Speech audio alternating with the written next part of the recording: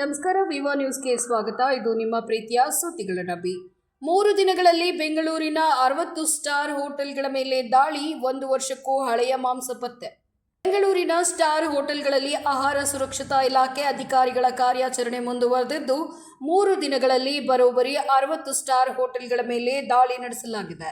ತಪಾಸಣೆ ವೇಳೆ ಕೊಳೆತ ಮಾಂಸ, ಅವಧಿ ಮೀರಿದ ಆಹಾರ ಪದಾರ್ಥಗಳು, ಕೊಳೆತ ತರಕಾರಿಗಳು, ಬಳಸಿದ ಅಡುಗೆ ಎಣ್ಣೆ ಸೇರಿದಂತೆ ಹಲವು ಆಹಾರ ಸುರಕ್ಷತಾ ನಿಯಮಗಳ ಉಲ್ಲಂಘನೆಗಳು ಪತ್ತೆಯಾಗಿವೆ.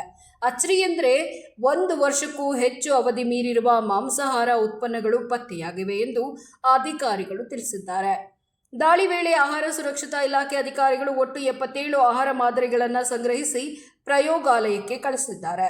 ತಪಾಸಣೆಯಲ್ಲಿ 640 ಕೆಜಿ ಚಿಕನ್, ಮಟನ್ ಮತ್ತು ಮೀನು, 276 ಕೆಜಿ ಕೊಳೆತ ತರಕಾರಿ, 45 ಲೀಟರ್ ಅವಧಿ ಮೀರಿದ ಹಾಲು, ಮೊಸರು, 12 ಕೆಜಿ ಬೇಕರಿ ಉತ್ಪನ್ನಗಳು ಹಾಗೂ 67 ಕೆಜಿ ಅವಧಿ ಮೀರಿದ ಮತ್ತು ತಪ್ಪು ಲೇಬಲ್ ಹೊಂದಿದ ಆಹಾರ ಪದಾರ್ಥಗಳನ್ನು ಜಪ್ತಿ ಮಾಡಲಾಗಿದೆ ಅಂತ ತಿಳಿಸಲಾಗಿದೆ.